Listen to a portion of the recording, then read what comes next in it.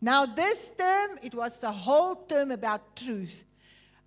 We could say the Bible, but actually we said truth because if you don't apply the Bible, it never becomes truth. So truth means the application of the Word of God. And then from next week, we are starting with our third value, and that is care. So we've got every term a value, and I trust that the Lord will help us that this value will be the way that all of us will operate in the future. So let us look at God's family. Do you see yourself there? Do you see yourself there? You are part of God's family. In our diversity, in our different mix from children to the elders. Sometimes we have children here with special needs, but we are God's family. Now, I want you to think about your own household. Maybe you have a granny, maybe you're a foster child, maybe you've got a mom and a dad, and maybe you still have grannies and grandpas with you. But all of us have a household. Maybe you are 6 people that's staying in a house that are blood, not relatives. Friends, maybe you're friends. Whatever your household, I want you to think, will that household work like it should if you never talk to each other? It will not, no? Do you have rules in your household? Do you have rules in your household? Can your children just do what they want to? Can they say, no, I'm not brushing my teeth today, Mom, and you know they're going to school? No, you have to make sure that they are right to leave the house. I remember your nails had to be cut when you are small. Your hair must be cut. You have to brush your teeth, and Mom will do an inspection. Now, we are the household of God. Now, do you think the household of God must operate differently? Huh? Can the children just run through the service undisciplined in the church? No. Can people just come anytime to church? What will it do to the church if everybody just do what they think are right on what time they think are right? It will destroy the church, and it will affect you. Because if the children run around, it means you can't concentrate. No? If the children are loud, you actually have a competition because you have to listen, and you have to listen to the pastor. So the household of God is the same principle as your household. If we have to do counseling in marriage, if the children just do what they want, if the dad have rules and the mom have rules, there's chaos in that house. And at the end of the day, it can cause divorce. I know of counselings where the man will say, every time when I want to discipline the children, the mom steps in. And she feels guilty because she's working, so she just buys the children. But I cannot stay in this household where the children are so unruly. Everything breaks, everything is chaos. So now in the household of God, we are going to look today at Scripture. Because sometimes we don't bring real life to God and to the household of God. So I first want to give you what we are going to discuss today is these 2 young men. Now, Paul writes to both of them a book. We read it today as a book, but it was actually a scroll, a papyrus scroll that had a letter. And these 2 young men, he says they are his sons. That's what's so wonderful in the house of God. I get moms that are not my blood. I get daughters and sons that are not my blood. But they are closer than blood. Because that's the way God made it. That people can come from any place and they can come here and they get family that are closer than blood. Now, these two young men is Titus and Timothy. Have you heard of Titus and Timothy? Is there anybody that have not heard of them? You've heard of Titus and Timothy. So Paul is addressing these two letters to them, and he gives them a mission. And we are going today look at what was their mission.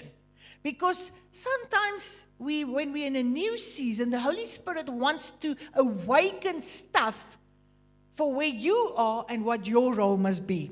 So, first I want to ask, here Paul is writing this letter to Timothy.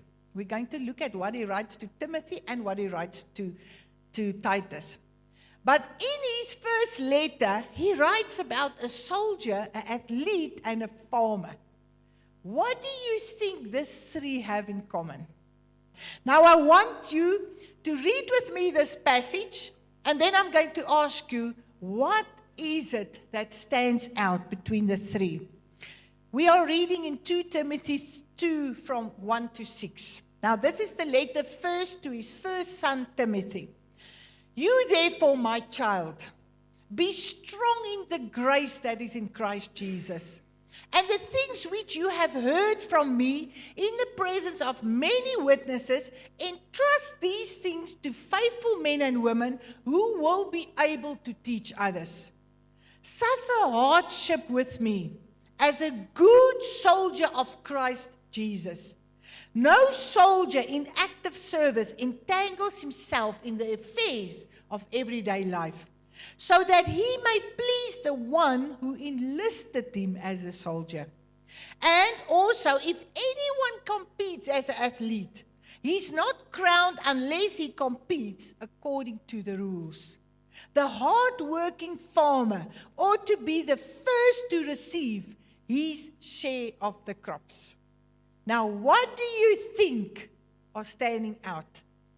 What are binding these three? Suffer hardship. Paul is saying all three these roles have to suffer hardship to do what they are doing. And now he's writing to his child Timothy, and he says to him, use these people as your example of what you are supposed to do. A soldier is dedicated.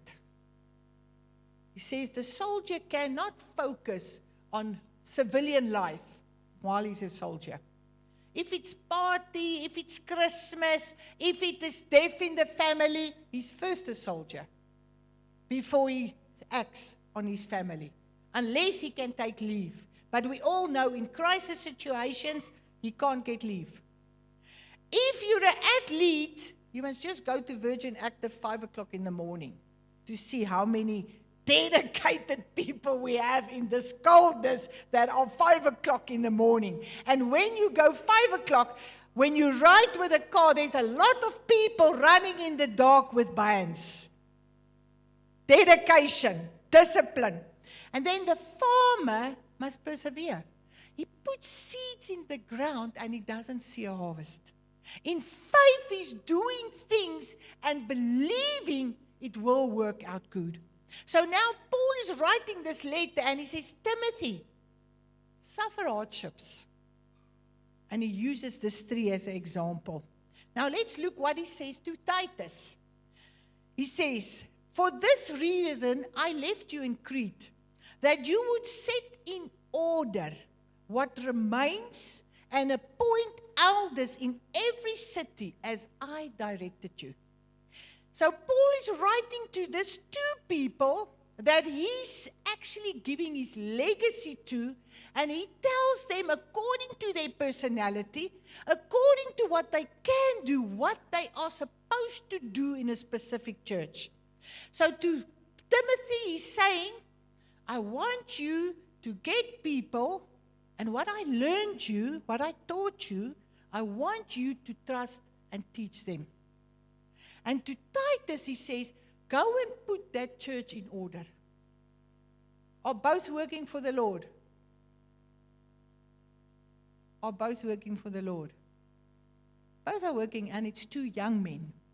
Now you can go and look. They mean that Timothy, when he started with Paul, was about in his 20s. But when 2 Timothy came, he was about in his 30s, where he had to focus to put this different churches in order, especially with false doctrine. But Titus is actually temporary at a place. He's got to put the place in order. Now, Crete was like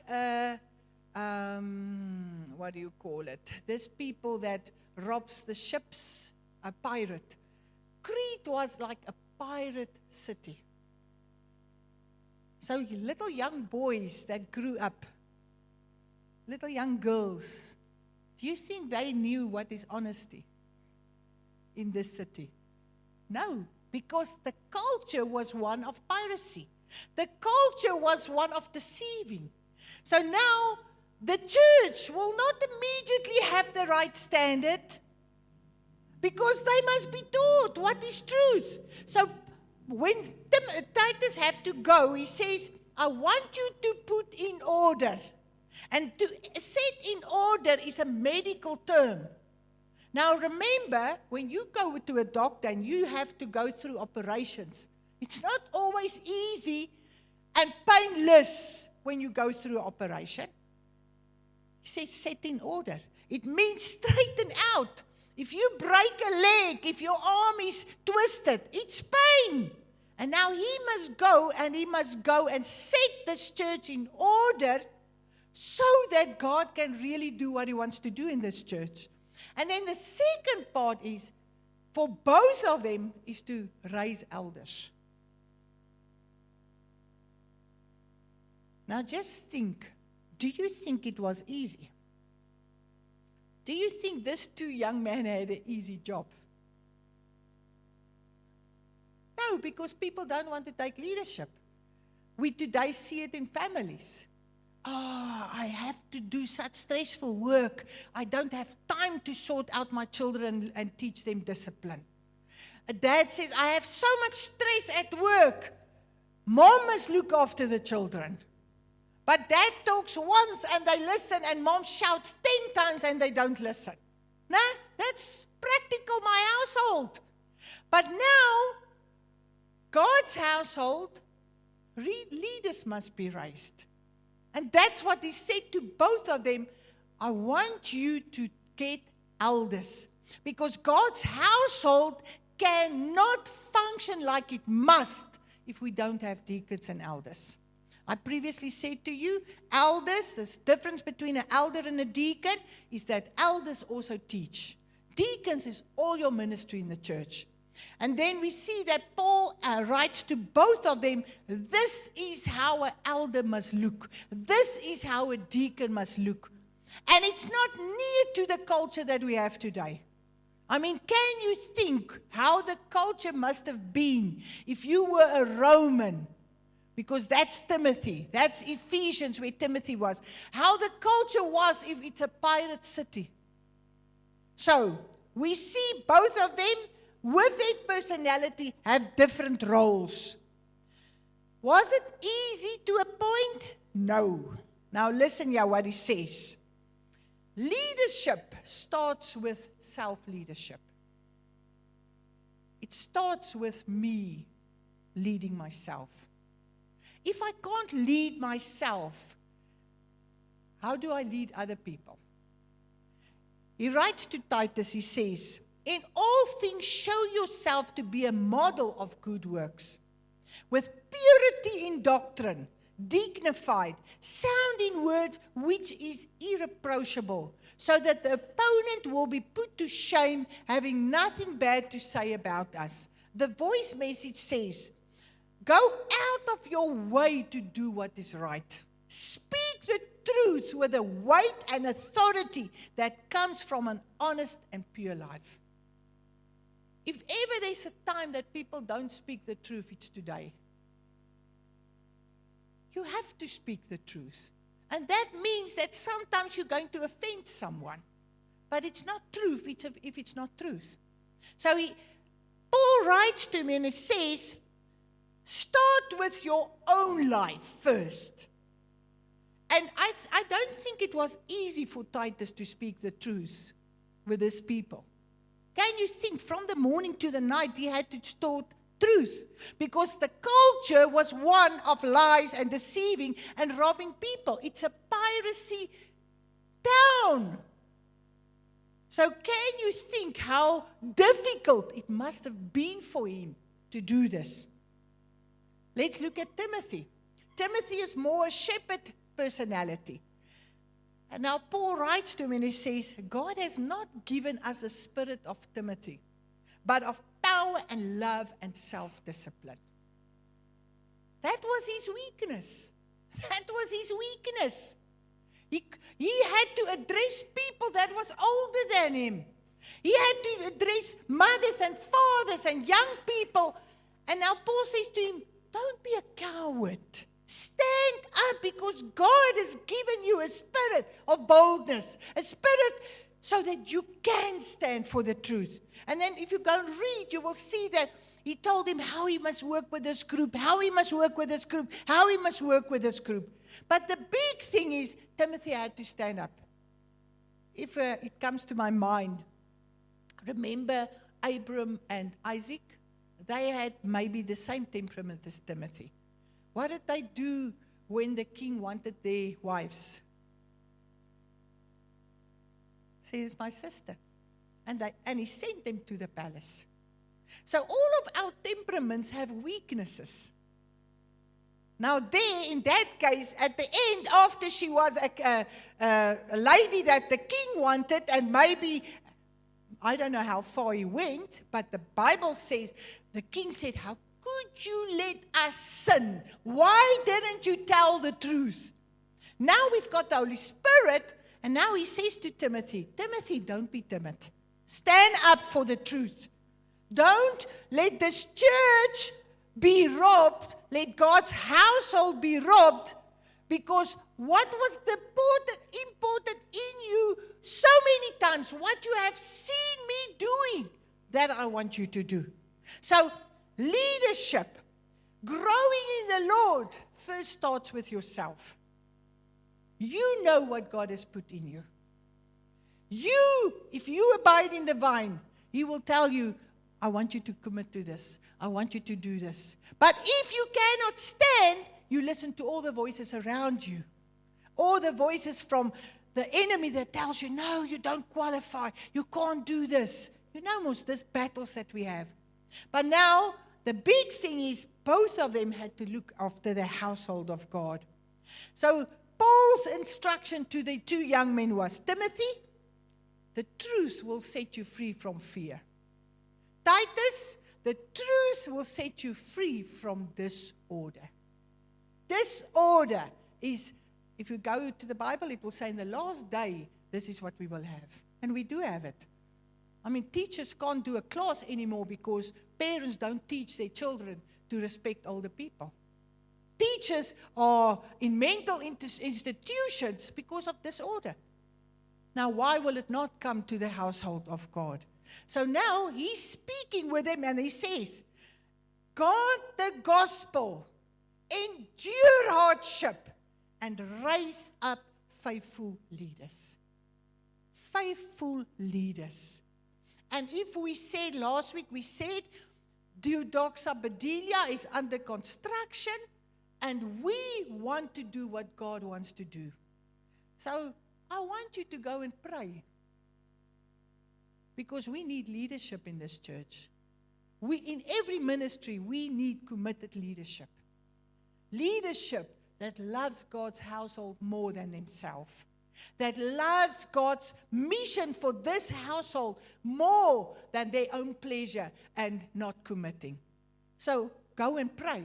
Because when you come in this household cannot as body function if the eye doesn't want to be the eye, if the leg doesn't want to be the leg. As body, as household, God has a purpose for us, not as one person. In your household, what happens with a mom if she's got to do everything? Sometimes she just loses it.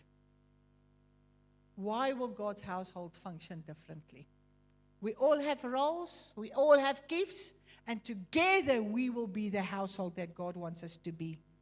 Now look what stands out with Timothy and Titus, his two young sons. This is the disciples that Paul is actually putting on his whole legacy. Paul knows he's going to die.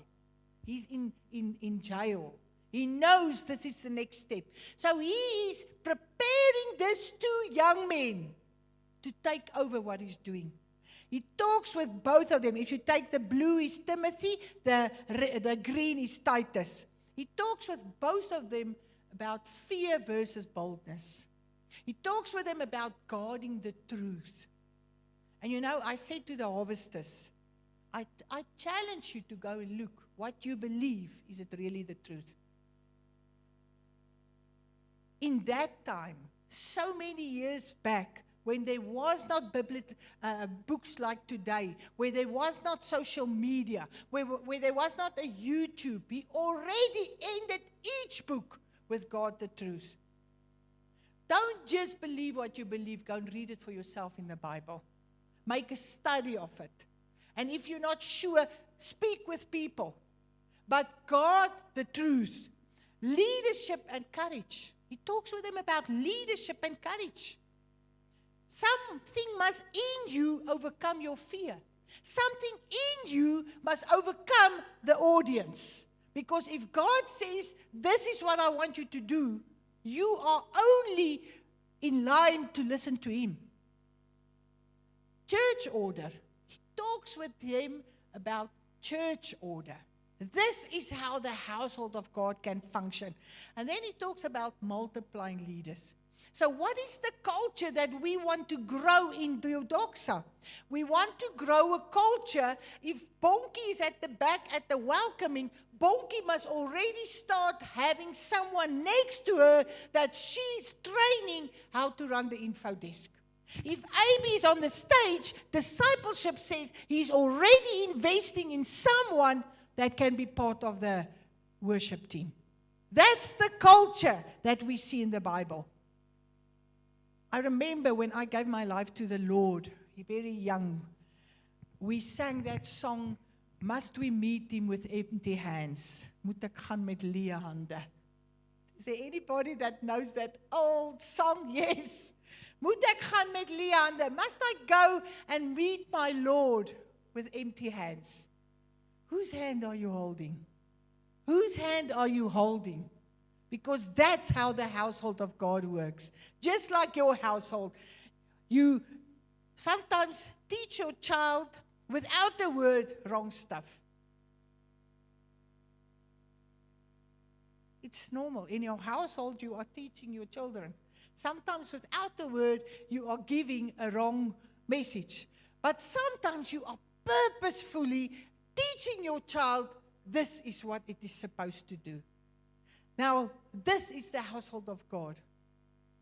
Each one of us must start teaching someone. And that's why we sit in groups and we discuss, that the young ones can hear what the older people say.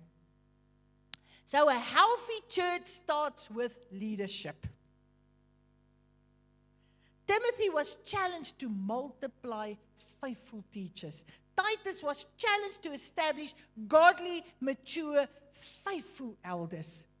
Paul said, if there's truth and there's order and leadership, we have a healthy church. A church cannot be healthy if there's no direction and leadership.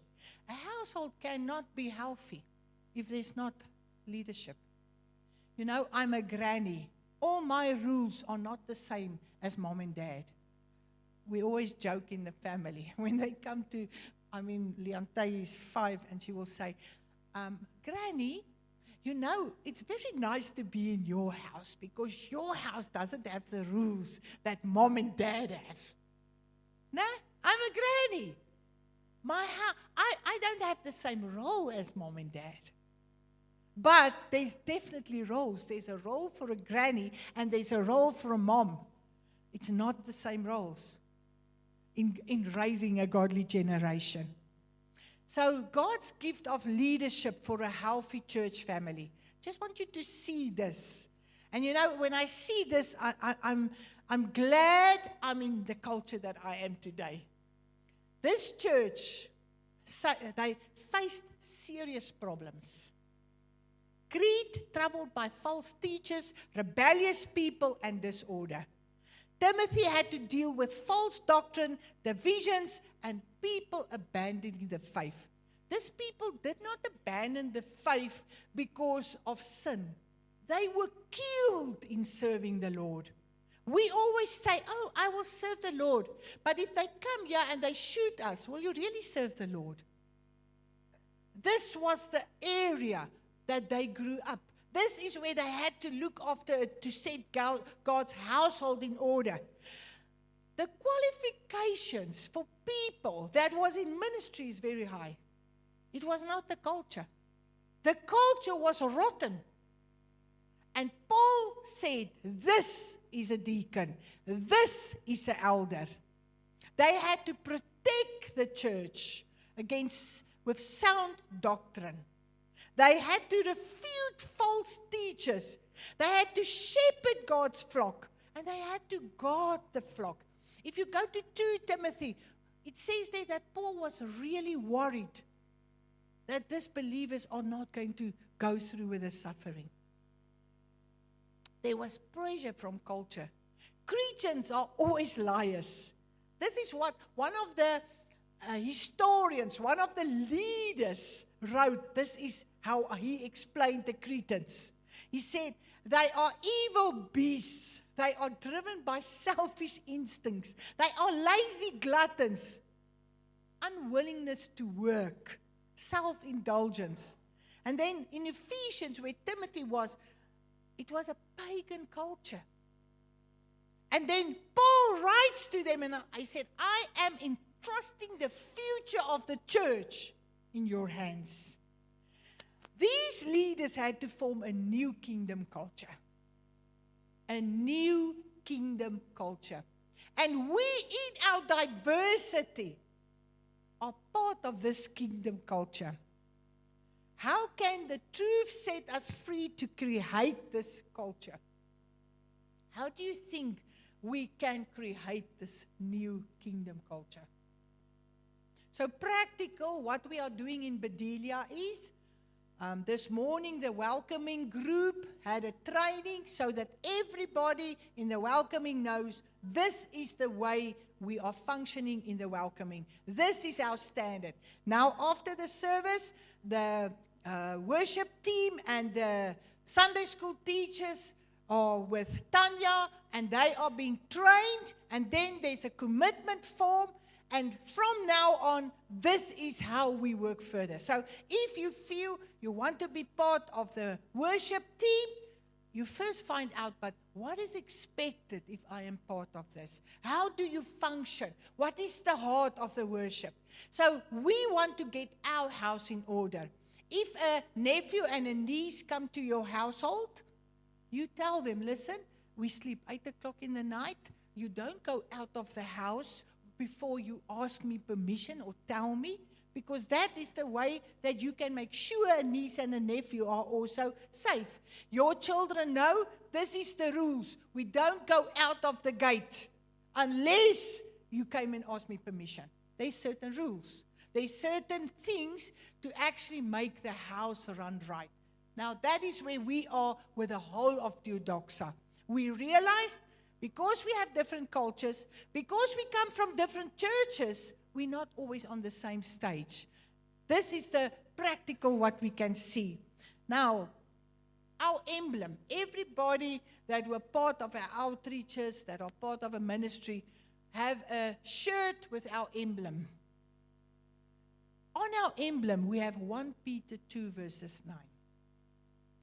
If you have done Taxi 1, remember, I don't know if all of you know, but we have a journey for every member to understand our heart.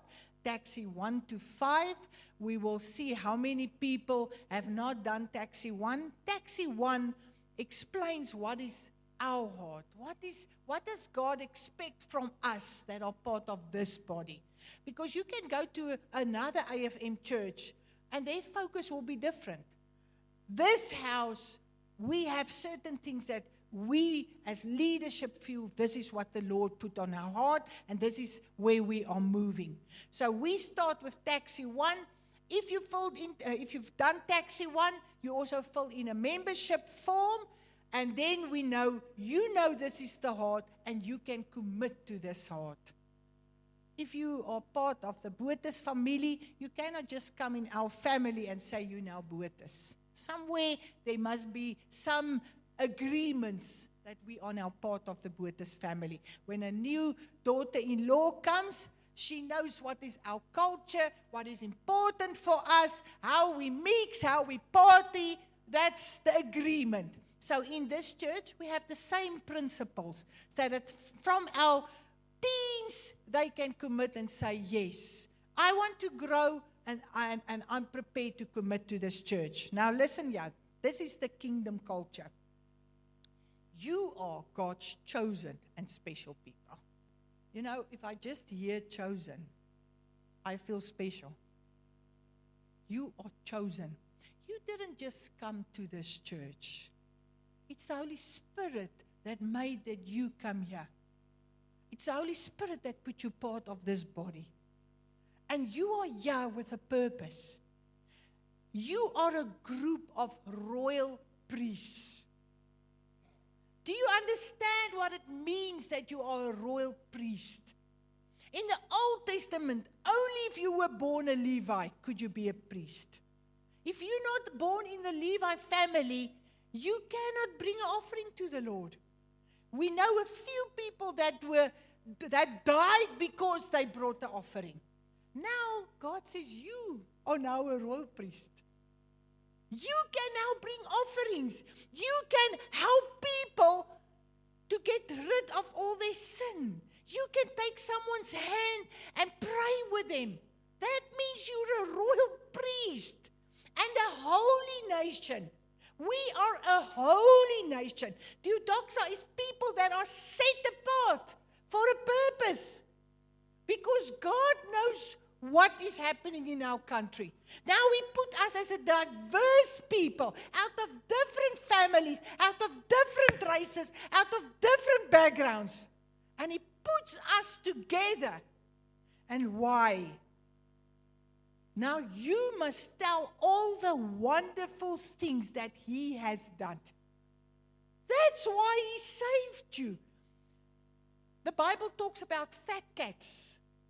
Do you know what's a fat cat?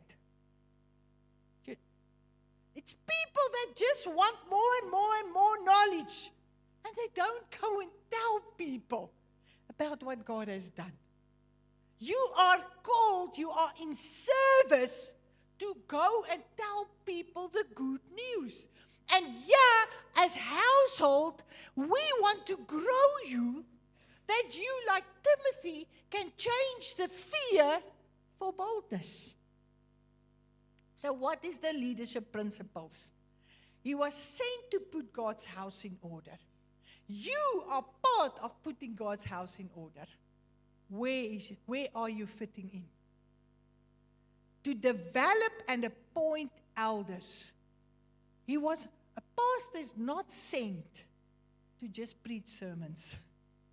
There was purposeful sermons to raise a godly generation.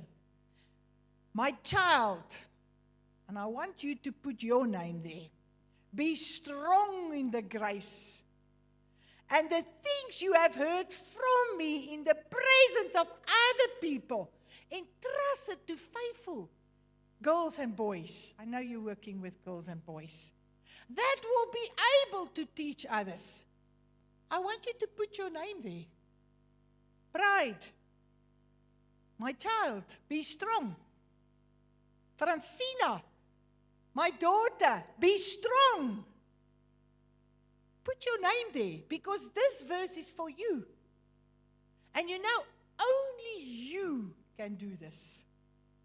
I'm not where you are every day. No one here are where you are every day.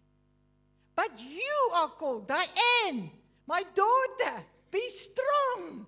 Abby, my brother, be strong. Make it personal, because this is the word for you. And you are not per coincidence here in this sermon. You are here because the Holy Spirit wants to give you a message today. Anna from Polokwane, my sister, be strong. The Lord has put you here with a purpose. Titus, bring order, raise leaders, create sustainable leadership, create a healthy church. Jace, I want to use your name. My daughter, be strong. Not one of us are just here. Watch your life and your doctrine. Guard your character and your theology. To appoint elders or deacons, people in a ministry, to make mature leaders, spiritual overseers. And the focus is not age, it's character, wisdom, spiritual maturity. Focus is to establish churches whose leaders display the character of Christ so clearly that the surrounding culture can see the difference. That's the focus of why we are here. Not to see a wound and just leave the wound. To see a wound and to help each other to grow and to get healed. And that scar becomes your mess, becomes your message. If we take what he said to Paul, what Paul said, he said, Paul to Timothy, to faithful men and women, to others. 4 generations. 4 generations. Is this difficult? But if we're not purposeful, we're never going to do it. So the truth that is heard informs. I'm informing you. But the truth that are obeyed will transform. And the truth that is passed on multiplies. And our culture is one of informing. So we never go to the other steps. But if we take what we are learning and we obey it, we overcome our fear, we overcome whatever causes us not to do it. Then if I pass it on, it multiplies. That means each one of you can actually bring someone to church. That means each one of you can change a whole household. If you just listen and say, yes, Lord, I'll do it. And you pass it on and the next generation comes in. This is the kingdom culture, to live as citizens of God's kingdom. And I put there our 4 values that the leadership of this church, from the deacons to the elders, to the pastors, said, but this is what we feel God is putting on our heart. Stewardship, truth, care, and discipleship. That none should perish. That none should perish.